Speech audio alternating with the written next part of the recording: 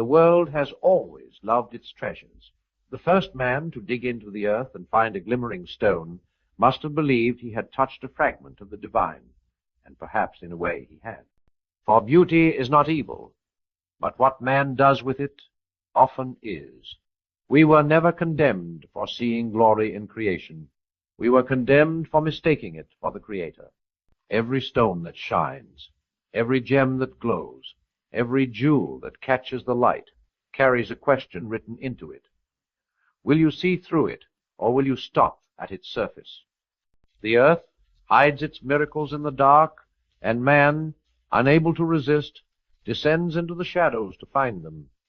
But the deeper he digs, the more he risks forgetting what he came for. The danger is not that the stone is enchanted, but that the seeker becomes so. He begins to believe that the glow belongs to him, that he can possess light instead of reflecting it.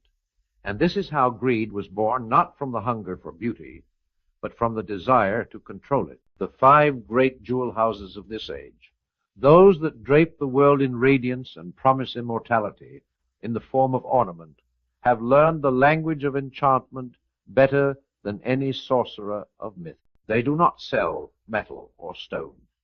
They sell meaning. They whisper to the heart, saying, "Wear this, and you will be seen." And we, who fear invisibility more than death, believe them. They do not deceive us with lies. They enchant us with truths rearranged. For what is more true than beauty, more sacred than light, more eternal than gold? But the truth becomes falsehood the moment it is severed from its source. The jewels of the world are not evil in themselves, they are mirrors. They show us what we adore. And what mankind adores most is himself. It begins innocently. A small token, a reward for hard work, a symbol of love, a celebration of success. But symbols are powerful things. They shape the spirit of those who carry them. A ring, worn for too long, begins to believe it owns the finger. A gem, praised too often, begins to whisper that it is divine. And soon the line between gratitude and idolatry blurs. We no longer thank God for the stone. We thank the stone for God. The enchantment is not in the gem, it is in our gaze. We are spellbound by the reflection of our own vanity. The devil is never needed to curse gold. He simply taught men to adore it. There is a certain cruelty in beauty. It promises fulfillment but delivers only fascination. It tells you that if you can possess it, you will be enough. Yet the moment you do, the hunger returns sharper than before. The jewel gleams most when you don't own it. The light that seduced you dims the moment you call it yours. That is the nature of all false enchantment. It gives the illusion of permanence to what was always fleeting. The serpent that whispered to Eve did not offer death. He offered clarity, self-knowledge, empowerment. He offered something that looked divine but was rooted in rebellion. So it is with the jewels of this world. They do not say, "Serve me." They say, "Become like gods." End of. The danger of enchanted stones is not that they corrupt the body, but that they anesthetize the soul. They convince you that the visible world is all there is, that light itself is owned by those who can afford it. And when the soul forgets the invisible, it becomes restless, insecure, desperate to prove its worth through visible means. The necklace becomes a shield, the diamond a declaration, the brand a gospel. The wearer believes that beauty has clothed him, but in truth, he is clothed in fear. Fear of being unseen, unadmired, unloved. How many of us live this way, mistaking admiration for affection, attention for validation, glitter for grace? There was once a time when stones were altars, reminders of what was sacred. Now they are trophies, reminders of who conquered whom. And yet, even in this, God hides mercy. For every idol we create eventually disappoints us. Every stone loses its magic in the end. And when it does, the soul is forced to look beyond the surface it once worshipped. This disappointment, though painful, is a kind of salvation. The shattering of illusion is often the first step toward truth. The loss of false glory is the beginning of genuine light. Do you know why kings wore crowns? Not merely to signify power, but to remind themselves that the weight of gold is heavy. It presses down upon the skull, humbling the neck that must bear it. The crown was meant to teach responsibility, not pride. But man, forgetting the lesson, sought lighter crowns not in duty, but in display. And so the world filled with coronations of vanity. We wear our pride not as burden, but as ornament, our ambition not as calling, but as costume. We call it success, but it is simply the worship of ourselves, the oldest religion on earth. The true danger is not that the jewelry is enchanted, but that the heart is. When the heart begins to sparkle more with self-love than with gratitude, when it becomes obsessed with being adorned rather than being refined, then it becomes its own idol.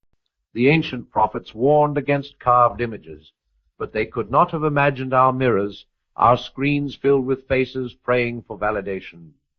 We no longer kneel before statues. We kneel before reflections. Our prayers have become captions, our devotion performance.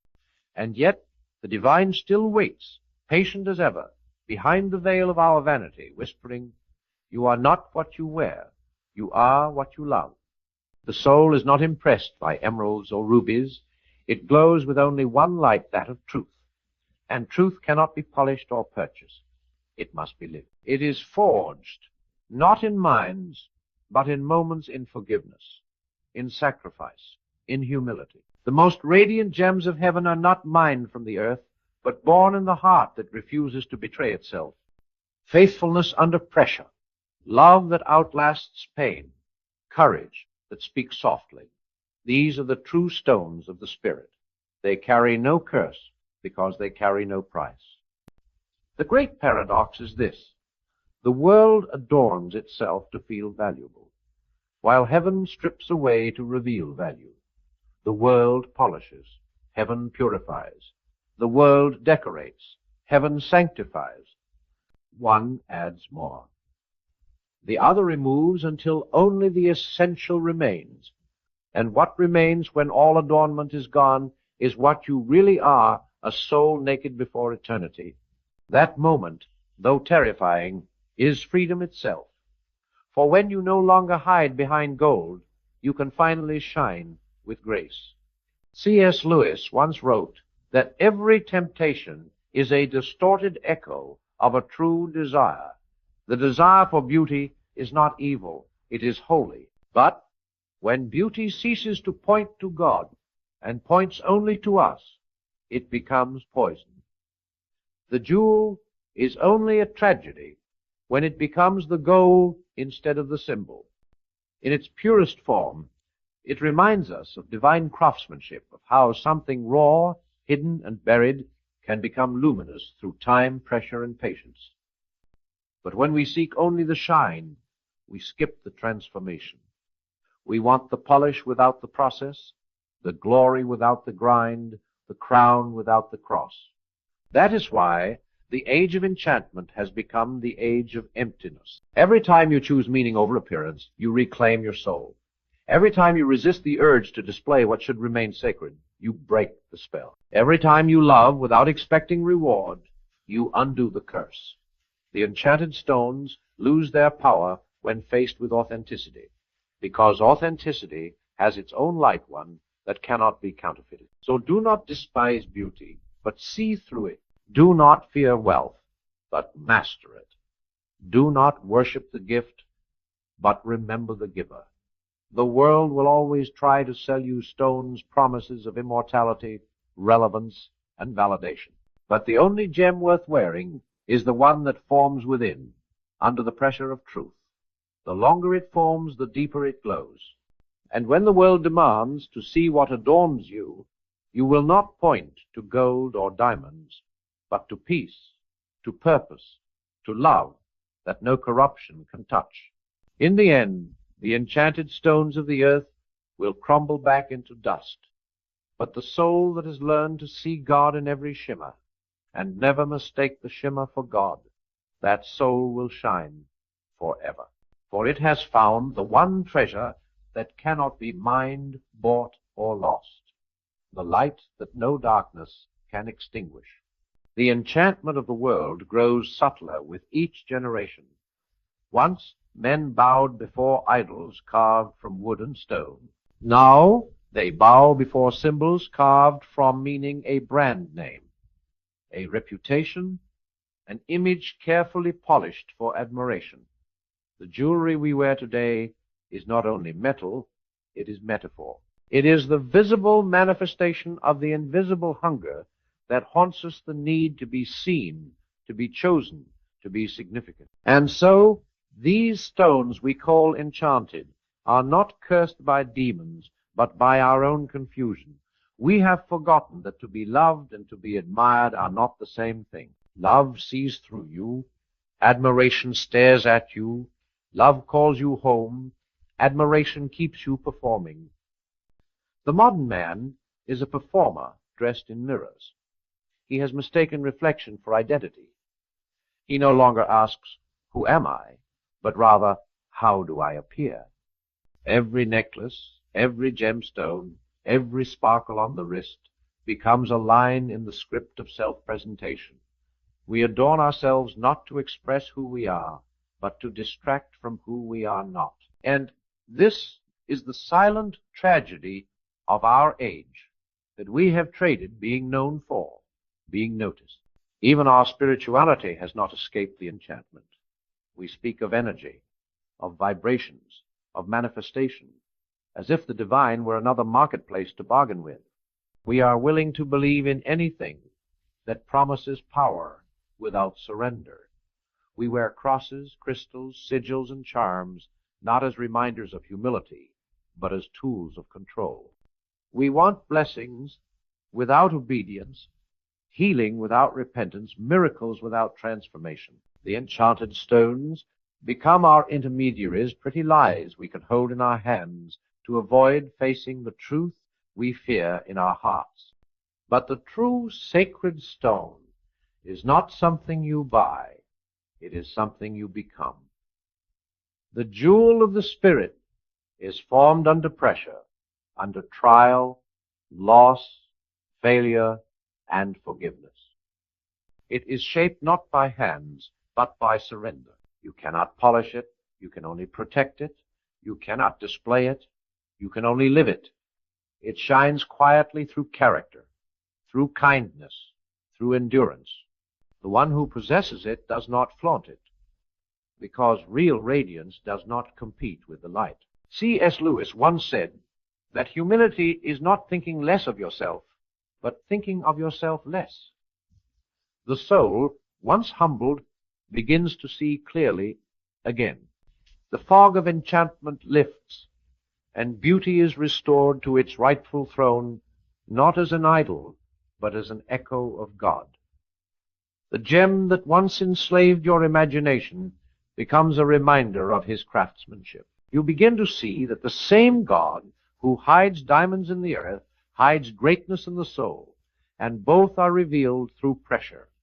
The mind and the heart share the same process: darkness, weight, and time. Out of what seemed buried beyond hope emerges something that could refract light itself. And perhaps that is why we were drawn to stones in the first place, not because they are valuable, but because they remind us of what we could be, hardened by struggle, purified by time, luminous from within. The stone's beauty is not its curse, it is its parable. It does not lie about God. It reveals him if we have the eyes to see. But how many eyes today can still see? We are surrounded by light, yet blinded by it. The world glows, but it no longer illuminates. We have become addicted to brightness without depth, brilliance without warmth.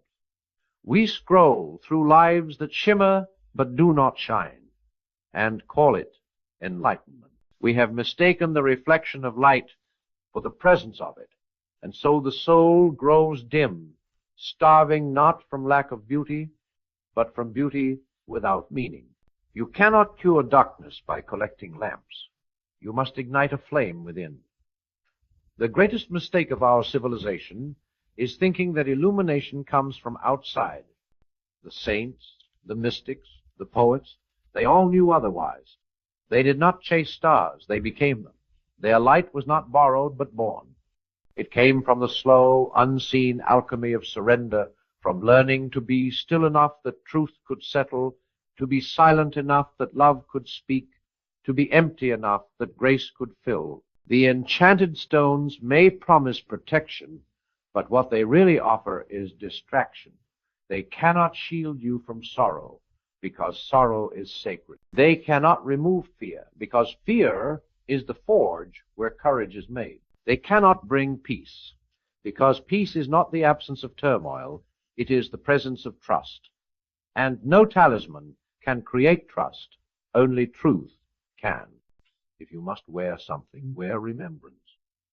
Let every ring remind you of promises kept, every bracelet of hands you have lifted, every gem of moments you were broken but not destroyed. Let your jewelry be history, not vanity, a story of how light entered your cracks and made you holy. And if one day you have nothing left to wear, may your nakedness be your glory, for the unadorned soul is the most radiant of all. For in the end, the enchanted stones will lose their luster, and the names of their makers will fade. But the light born from integrity, the beauty forged in truth, the wealth measured in compassion, these will outlast time.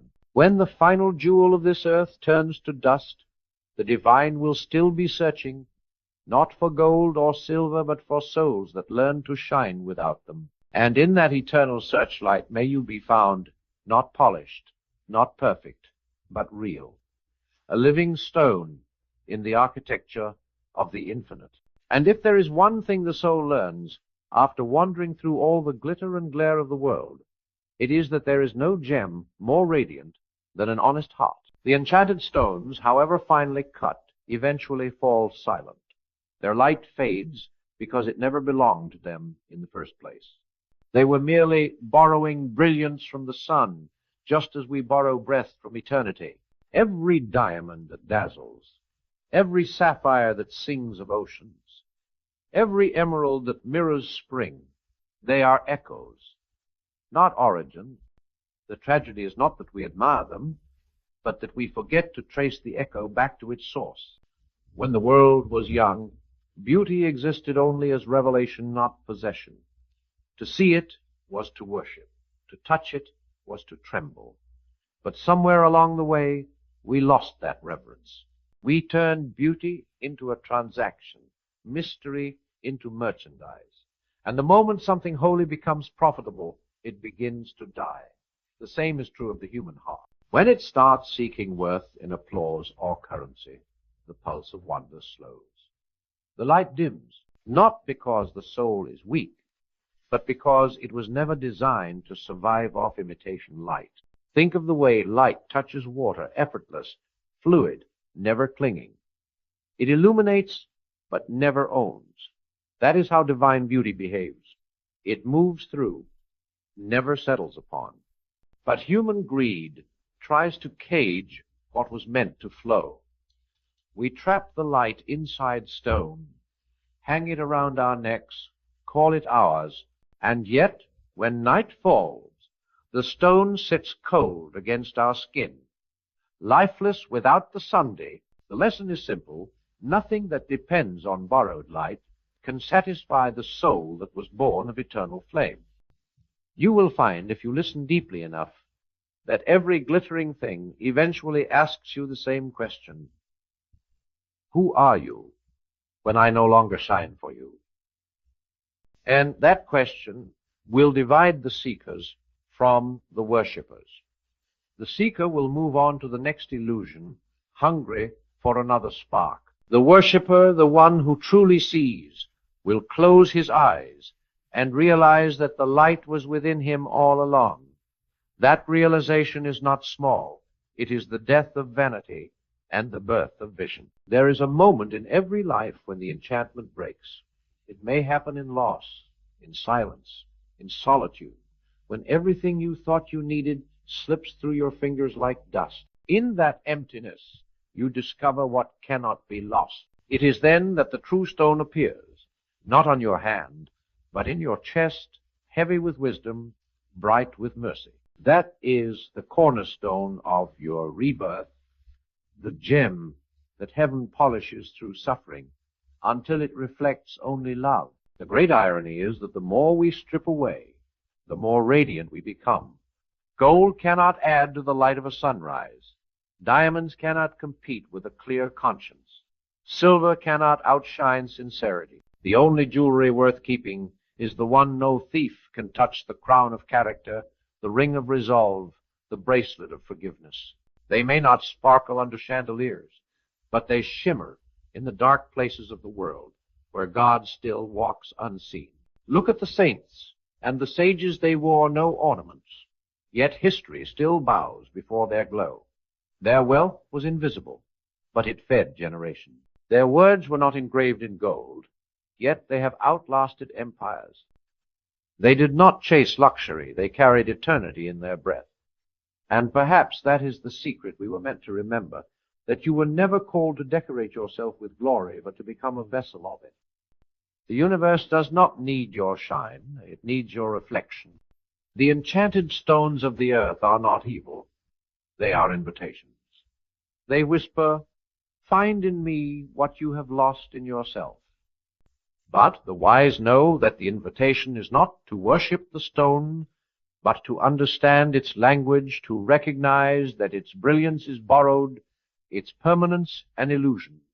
When you see beauty and do not cling, when you touch wonder and do not possess, when you let the light pass through you instead of hoarding it, that is when you are free. And freedom is the one luxury that outlasts all others. It is not bought, it is remembered. It is the natural state of the soul, when it is no longer seduced by imitation heavens. The world will still try to sell you its charms. It will tell you that worth gleams, that holiness sparkles, that truth can be branded. Smile at it. Walk through it like a pilgrim through a marketplace. Let your eyes admire, but let your heart remain anchored in what cannot be priced. Because in the end, all the enchanted stones return to the earth that birthed them. The mountains reclaim their shine, the oceans their pearls, the stars their dust. Only one light continues, the one you kept alive within.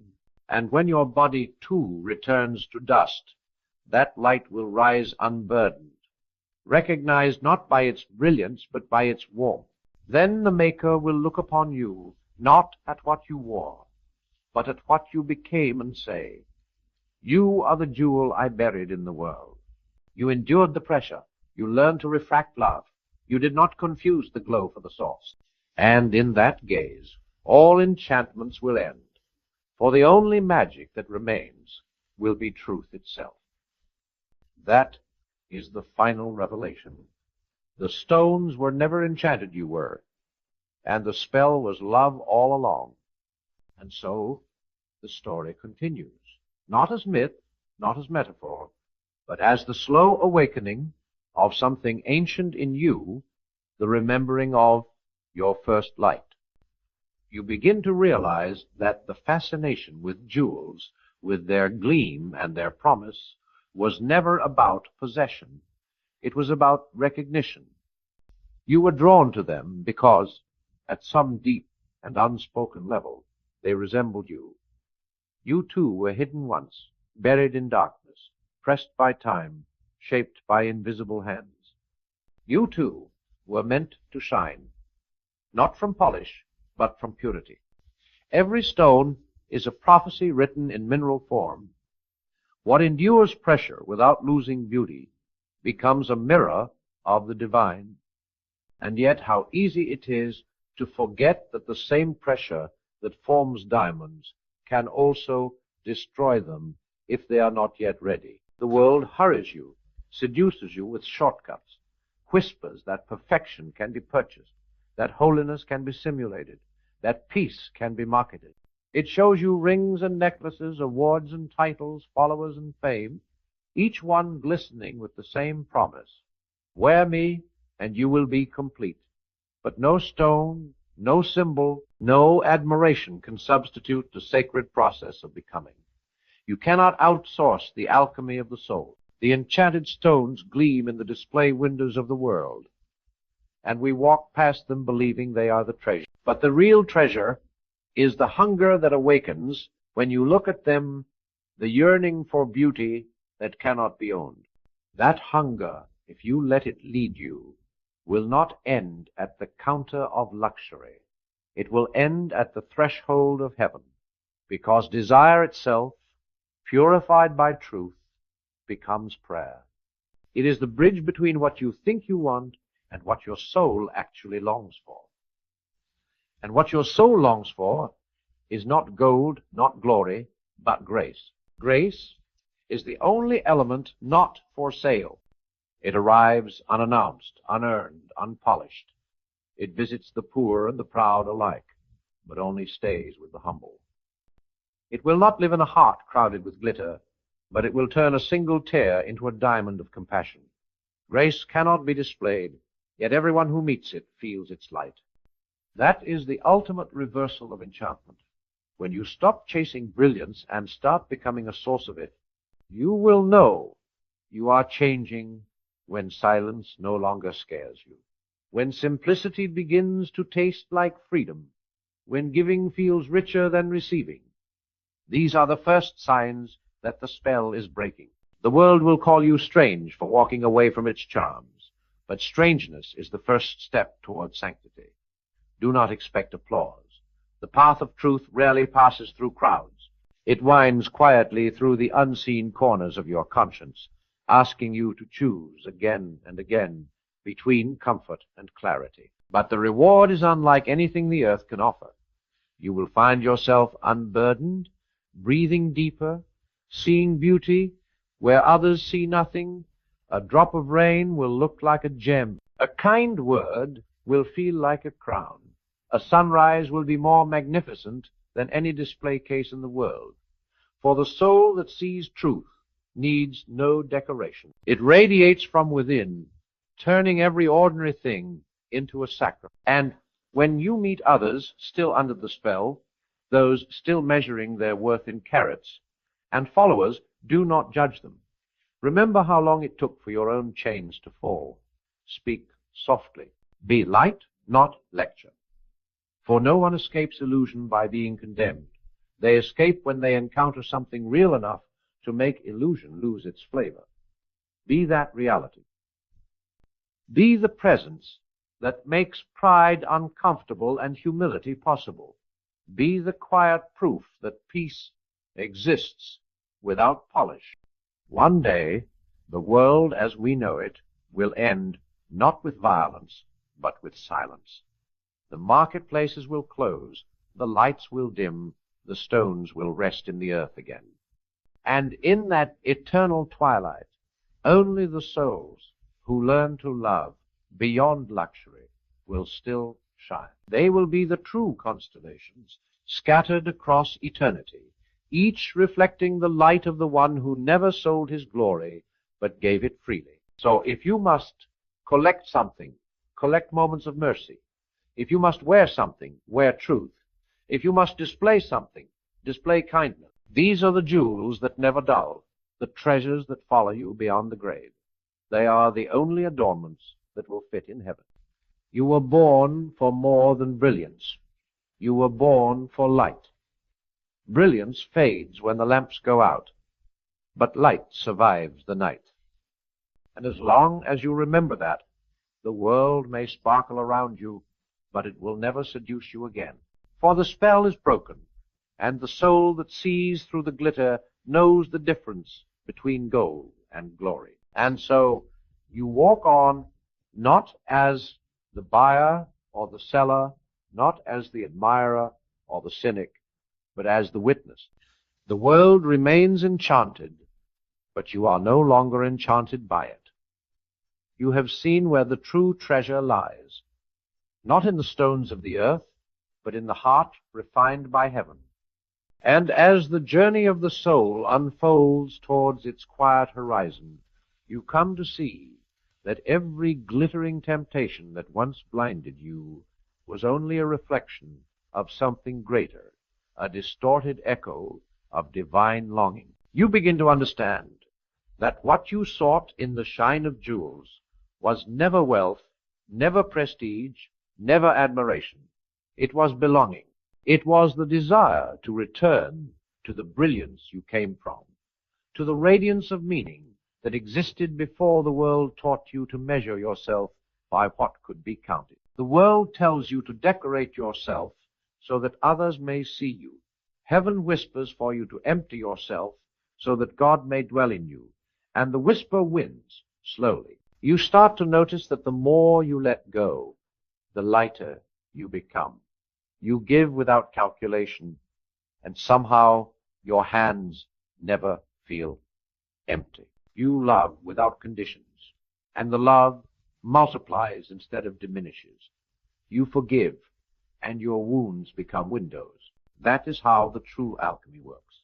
The metal of ego is melted by the fire of mercy until it becomes a mirror of grace. There is a peace that enters once you stop fighting for visibility. It is a peace so profound, it can only be described as remembering. You remember that your worth was never determined by the eyes that saw you, but by the breath that gave you life. You remember that everything you have been chasing was already within you, buried, waiting, patient. The soul is not a mine to be exploited. It is a garden to be tended. And the seeds of light within you do not respond to force, only to faith. So let the world have its enchanted stones. Let them shimmer. Let them boast.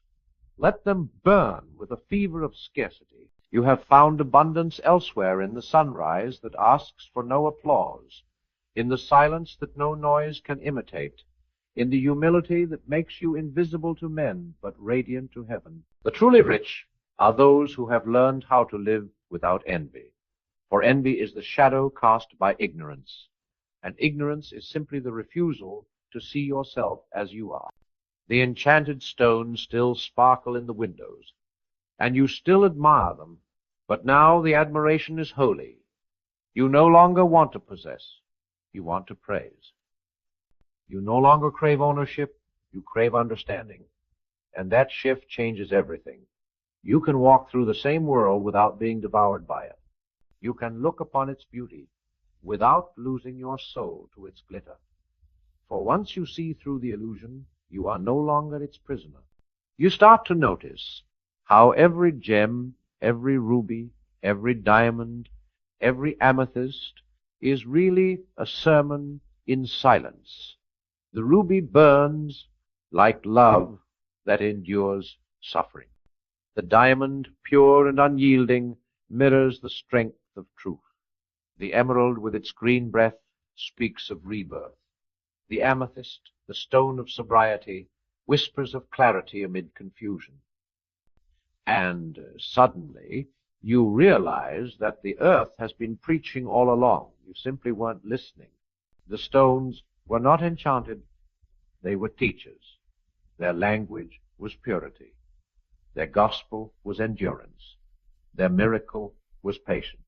It is not the world that needs to change. It is your vision. When the eyes of the soul open, every stone becomes sacred.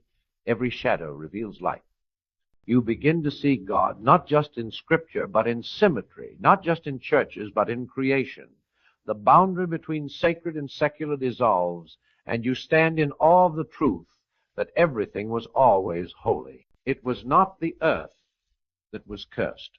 It was our gaze that was corrupted. And in this revelation, something shifts forever. You stop seeking miracles and start becoming one. You stop waiting for heaven to appear after death and start building it here, now, in every act of love, every gesture of kindness, every quiet surrender. The kingdom of God does not descend with spectacle. It unfolds in ordinary obedience. Each moment you choose truth over comfort, humility over pride, faith over fear. You polish the hidden jewel of your spirit. The enchanted stones of the earth will continue to shine in their glass prisons, admired and envied. But you, having touched eternity, will carry a different kind of light, the kind that needs no display, the kind that lives in eyes that have forgiven the world. You will walk different. You will speak with gentleness that does not tremble before power. You will stand amid the noise with a silence that commands respect. And though the world may not understand you, it will feel you. Because true light does not argue, it simply reveals. And one day, long after the last gem has lost its shimmer, after every vault has emptied and every empire has turned to dust, a quiet voice will call you by name. It will not ask what you owned, but what you loved. It will not weigh your possessions, but your compassion. It will not look at the sparkle on your hands, but the glow in your heart. And in that moment, you will finally see the purpose behind every stone you ever chased, every desire that ever burned. They were all meant to lead you here to the recognition that nothing outside you can complete you, because the infinite has always lived within you. And so you will bow, not in defeat, but in awe. You will whisper, "All that glitters was only a shadow of your light." And the heavens will respond, not with thunder, but with a smile that has waited since the beginning. Now you understand. You are the treasure I hid in the world. And with that, the enchantment ends, not because the magic is gone, but because it has finally been fulfilled. The stones no longer hold you. You hold the light. And in that moment, for the first time, you are truly, eternally free. And freedom, when it finally arrives, is not the shout of rebellion the world promised you. It is the quiet exhale of recognition. It is the sacred calm that fills the chest when you no longer need to chase anything to feel alive. You walk lighter, not because the path has changed, but because the burden of pretending has fallen away. The chains that once glittered like trophies are revealed for what they always were, heavy ornaments of fear. And the soul, unclothed of pride, unpainted by vanity, stands radiant as it was meant to be, a creature of eternity wrapped in flesh, carrying the memory of heaven within its heartbeat. You begin to see that what you mistook for emptiness was never lack. It was space, sacred space, waiting for truth to dwell.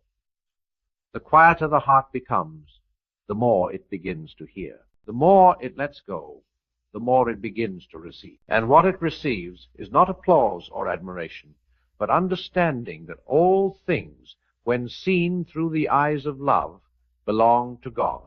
Even the stones that once enslaved your imagination were only instruments of revelation, tools through which the Creator whispered, "Look deeper. What you adore is only a reflection of what I already placed inside you." The jewels of the world lose their spell when you realize that everything they promise has already been fulfilled in the soul. You no longer need to own beauty. You need only to behold it. You no longer crave wealth. You crave wisdom. You no longer chase the shimmer of recognition. You long for the stillness of truth. And in that stillness, the world itself begins to change color. What was once loud becomes melodic. What was once ordinary becomes luminous. The wind feels like language, the light feels like touch, and the silence feels alive. This is the peace the prophet spoke of, the joy that no market can sell. It is not a joy that shouts. It hums like a secret that has always been true. You begin to see that even your past, the greed, the envy, the restless pursuit, was not wasted. It was necessary. For how could you ever value light if you had not been blinded by imitation? How could you ever understand grace if you had not first drowned in guilt? How could you ever taste eternity if you had not once tried to satisfy your hunger with dust? Every detour, every disappointment, every false idol was a teacher disguised as temptation, and they all led you here to the unlearning that feels like awakening. And now, when you see those enchanted stones in the hands of kings, around the necks of those who still believe in their magic, you no longer feel condemnation or envy. You feel compassion. You see the ache behind the luxury, the loneliness behind the glow. You know that they are not evil. They are asleep. And sleep is not sin. It is simply waiting for dawn. So you do not preach at them. You live as light among them. You do not shout truth. You embody it. You do not condemn their hunger. You feed their hope by your presence. You become the proof that peace is possible without possession, that holiness can exist in a human face. For every age has its idols, but also its witnesses, those who remember that creation is not meant to be owned, but adored. And when the witnesses appear, the world trembles a little, because their peace is louder than all the noise. They remind us that purity is not fragility. It is strength refined by surrender. They remind us that humility is not weakness. It is power mastered by love. And they remind us that the truest light is not seen in what we display, but in how we forgive. As the years pass, the jewels of the world will continue to sparkle, and humanity will continue to mistake reflection for source.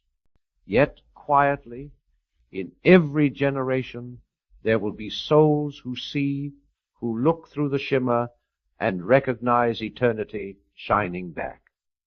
They will walk unseen through crowds, their lives a living prayer, their every step a silent sermon. They will bless without speaking, heal without touching, transform without being noticed. And though the world may never celebrate them, heaven will.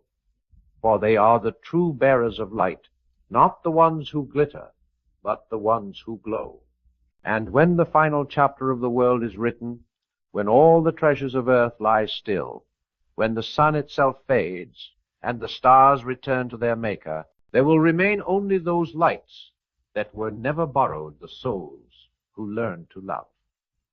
For love is the only jewel time cannot dull, the only fire that burns without consuming. It is the one treasure that cannot be forged, faked, or stolen. Because it is not something you have, it is something you become. So let this be your crown, not gold, not gemstone, but grace. Let your life be the ring that binds heaven and earth together. Let your words be pearls of kindness cast into the oceans of misunderstanding. Let your heart be the mine where mercy is discovered anew each day. And when you leave this world, may it be said not that you possessed much, but that you illuminated much. For there is no greater inheritance than to leave behind more light than you found. And in that final hour, when the noise of ambition dies and the silence of truth returns, you will hear it again, that ancient whisper that followed you through every temptation, every glittering distraction, every storm of pride. It will say, you were never chasing stones. You were always chasing me. And then, at last, you will understand. You were never meant to wear jewels. You were meant to become one, not cut by human hands, but carved by divine patience, not polished by ambition, but by surrender, not set in gold, but in glory. And as eternity opens its gates, the light within you, long hidden, long tested, long refined, will rise and join the infinite brilliance from which it came. And creation itself will look upon you and say, behold, the jewel of God. And in that moment, there will be no more enchantment, no more illusion, no more hunger, only light, endless and true, shining forever through you.